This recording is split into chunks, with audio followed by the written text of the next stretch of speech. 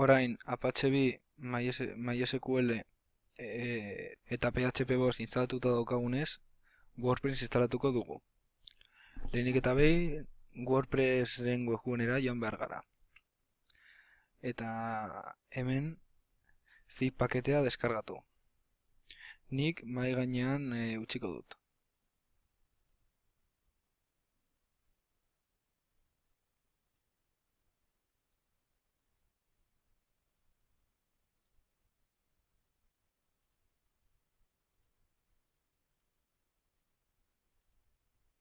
Normalean, paketea estraitzeko unzip komandoa erabiliko genuke, baina era errezago batean egiteko nik ingurune grafikoarekin estraituko dut.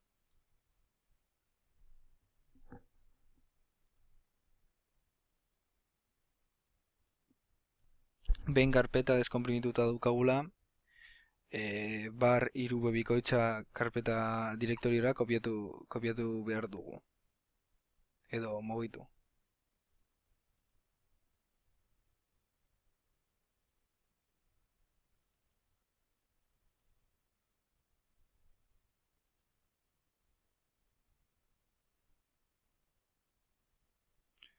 Ez digu guzten, bar 3 bikoitza ez daukagulako permisoak. Orain CHMozeki permisoak irabaziko ditugu. Behin komandoa exekutatuta, WordPress karpeta kopiatzea utzi digu. Orain WordPress karpetari ere permiso guztiak emango dizkiogu.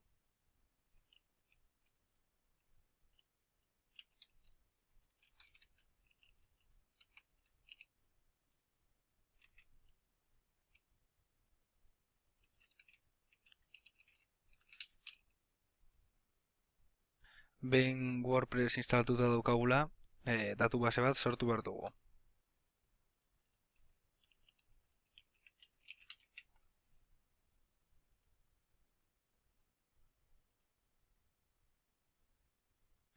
Orain datu basea kreatuta daukagula, WordPressen instalazioarekin jarraituko dugu. WordPress da WordPress bat da datu basearen izena.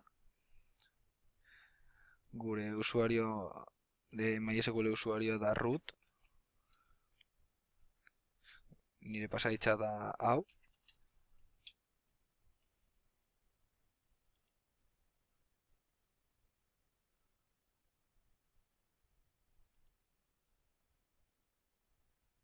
Prefijoa eta zerbitzaria duden bezala utziko ditugu.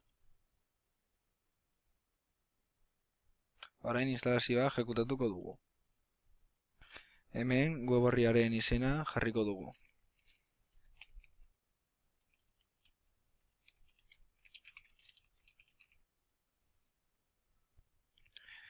Gure erabiltzailea root dela esan dugu. Gure pasahitza berritan sartu behar dugu orain.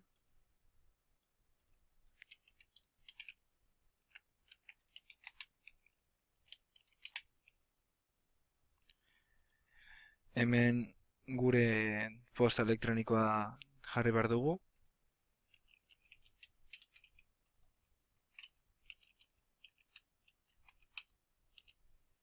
Eta instalar botoian sakatu behar dugu.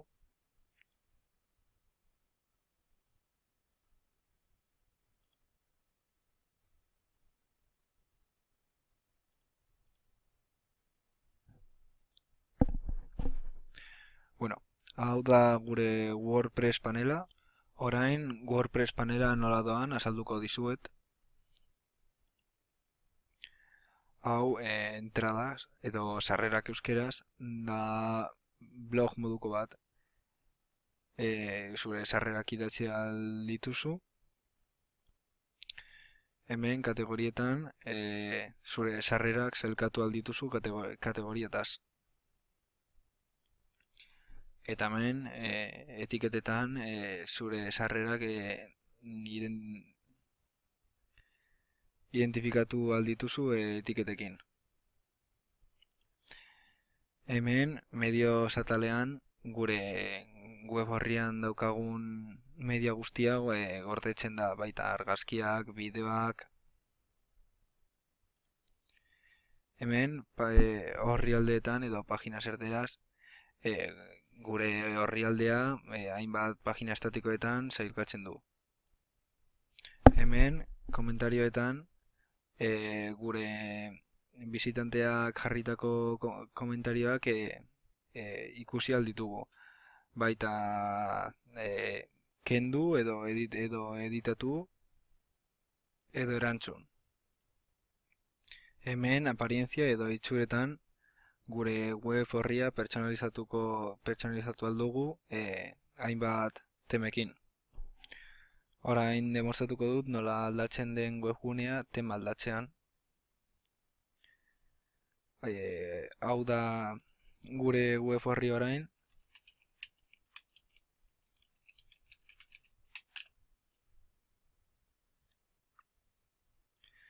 Eta tema aldatuz gero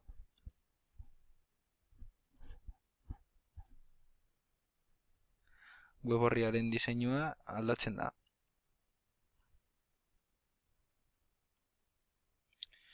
Hemen pluginetan gure web horriari funtzionalitateak eta tresnak gehitu ahal dizkiogu. Adibidez, hemen daukagu plugin batzuk. Adibidez, temetxek balio du temak, lehen ikusi ditugun temak probatzeko. Gero instalatu dugun plugina instalatzeko oso erreza da. Panel honetan aktibar botoia saketzen dugu eta plugina automatikoki aktibatzen da. Zure plugin bat erabili nahi baduzu, oso erreza da. Pluginak WordPress karpetan WP Content gordetzen dira. Bakarrik extraitu behar duzu karpeta honetara eta automatikoki zerrenda honetan aterako da. Usuarioz edo erabiltzaileetan gure webgunearen erabiltzaileak kudeatu ahal ditugu. Adibidez, erabiltzaileak sortu, baimenak eman, erabiltzaileak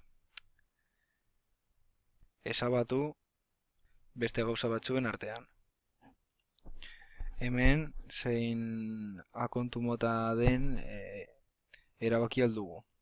Suscriptor, kolaborador, autor, editor edo administrador. Gu webgunearen jabeak garenez, administrador gara. Hemen ajuste zen gure webgunearen esarpen generalak editatu ahal ditugu. Adibidez, ordu gunea, dataren ordena, orduaren formatua eta hizkuntza. Bueno, hau izan da guztia nire tutorialez, espero dut baliozkoa izatea. Eskerrik asko.